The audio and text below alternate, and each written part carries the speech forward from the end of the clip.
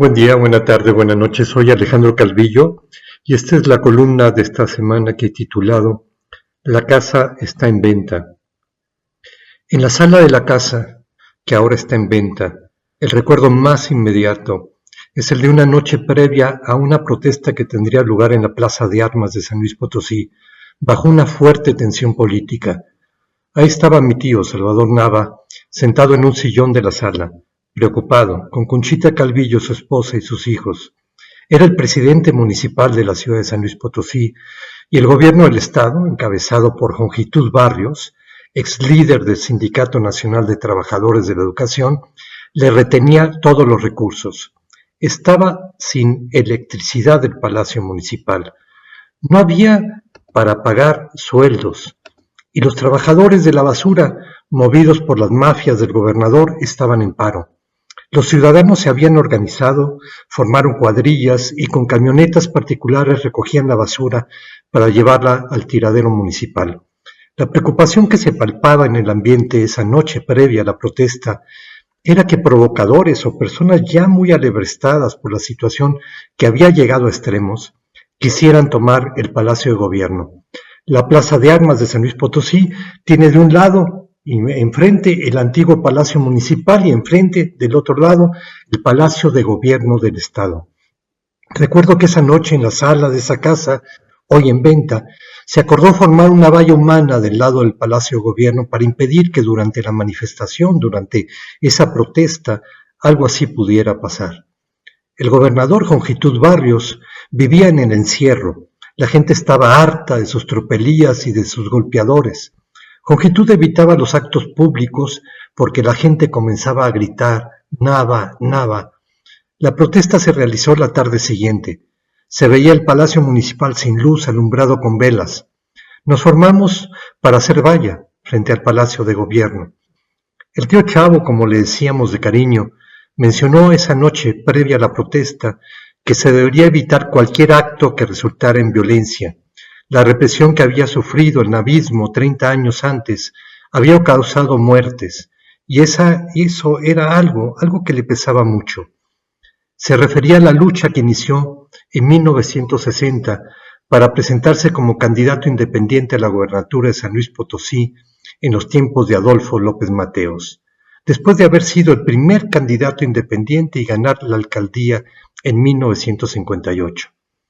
Había ganado la presidencia municipal con 26.319 votos contra 1.638 del candidato priista. En su primer cargo como presidente municipal, comenzó a realizar prácticas que molestaban mucho a la clase política oficial, como publicar cada semana en qué se habían gastado los recursos públicos. Su candidatura en 1960 al gobierno de San Luis Potosí había terminado con la represión. El ejército tomando la ciudad, robándose las urnas con los votos, como quedó plenamente documentado. El doctor Nava fue encarcelado junto con varios de sus colaboradores durante un mes. Al salir, volvió a las protestas y fue nuevamente encarcelado y en esta ocasión también torturado. En la biblioteca de mi padre estaba un libro de esos años, La grieta en el yugo, que mostraba fotos del doctor Nava en la cárcel. En la memoria infantil queda marcada una de esas fotografías del tío Chavo, en la celda de espaldas, mostrando las huellas de los latigazos. Y por otro lado también están en el recuerdo las fotos de Conchita Calvillo, su esposa, enfrentando a los soldados junto con otras mujeres. En el periodo que había transcurrido entre sus dos presidencias municipales, la de fines de los 50 y de los 80, en los que tras la represión había vuelto a su oficio de médico y profesor, nunca buscó el poder por el poder.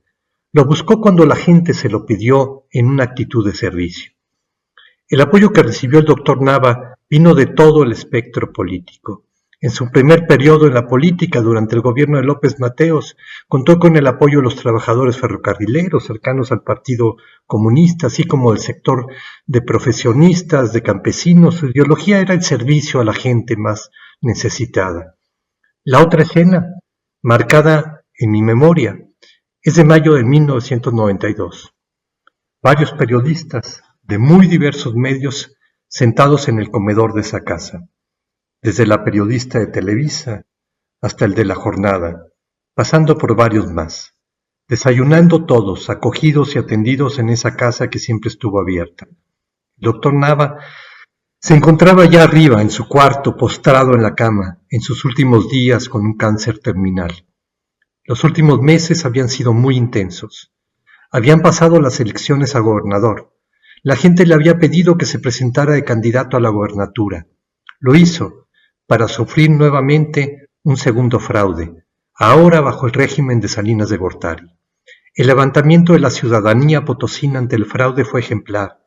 Por ejemplo, las mujeres tomaron las puertas del Palacio de Gobierno para impedir durante 14 días, con su cuerpo, la entrada del que llamaron el usurpador, el priista Fausto Zapata, declarado gobernador. Ante el fraude, el doctor Salvador Nava inició la Marcha de la Dignidad, saliendo desde la ciudad de San Luis Potosí con dirección a la Ciudad de México. En el camino se sumarían a acompañarlo en diversos tramos representantes de todas las fuerzas opositoras en ese momento: López Obrador, Vicente Fox, Cuauhtémoc Cárdenas, entre otros. Pocos sabían que marchaba sufriendo un cáncer avanzado.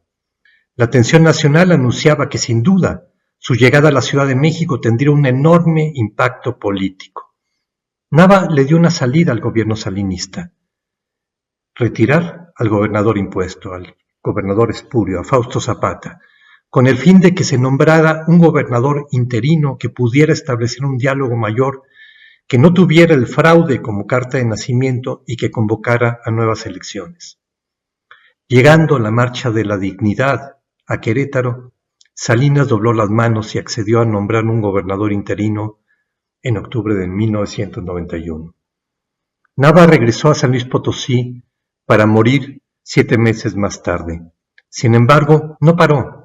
3 meses antes de morir, junto con Conchita, viajó a San Cristóbal de las Casas a formar, a instaurar el Movimiento Ciudadano por la Democracia, una iniciativa ciudadana sin fines partidistas, nada que ver con el partido Movimiento Ciudadano, que reunió en ese momento a un grupo amplio de ciudadanos comprometidos con instituir las bases para garantizar una vida democrática en el país.